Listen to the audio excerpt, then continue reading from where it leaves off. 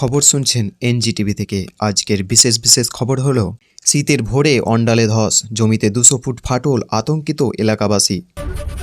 2000 যাত্রী বোঝাই ট্রেনে অগ্নিকাণ্ড, জীবন্ত দগ্ধ এক যাত্রী। অন্ধ্রপ্রদেশে বড়সড় রেল দুর্ঘটনা। বাদ দিতে হবে ভারতীয় শ্রমিকদের, বাংলাদেশে হাদি খুনে একাধিক দাবি ইনকলাব মঞ্চের। বিএলও দাবিতে কেন্দ্রে ঢুকে শুনানি বন্ধ করলেন তৃণমূল বিধায়ক। হুলিস্থুল কাণ্ড হুগলিতে।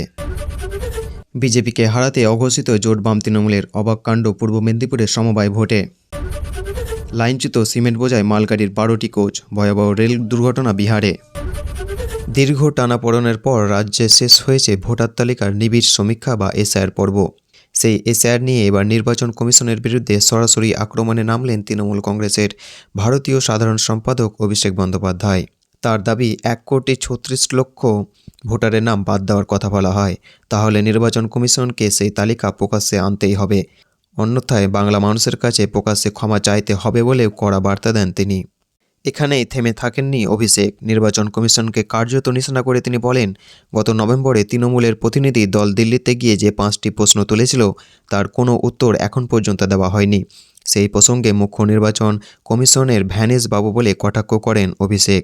একই সঙ্গে হুঁশিয়ারি দেন, সংশ্লিষ্ট 1,36,00,000 ভোটারের তালিকা প্রকাশ না হলে দিল্লি নির্বাচন কমিশনের দপ্তর ঘেরাও করা হবে।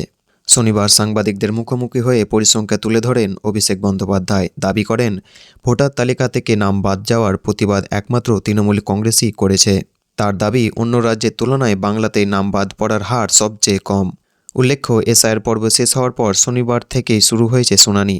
সেই শুনানিতে রাজ্যের একাধিক সংসদ ও বিধায়কের পরিবার সদস্যদের ডাকা হয়েছে। তালিকায় রয়েছেন বারাসাতের তৃণমূল সাংসদ কাকুলি ঘোষ, দস্তিদারের 2 পুত্র। সব মিলিয়ে রাজ্য জুড়ে শুনানি চলাকালীন এসআইআর ইস্যুতে অভিষেক বন্দ্যোপাধ্যায়ের এই আক্রমণ রাজনৈতিকভাবে যথেষ্ট গুরুত্বপূর্ণ বলেই মনে করছেন রাজনৈতিক মহলের এক অংশ।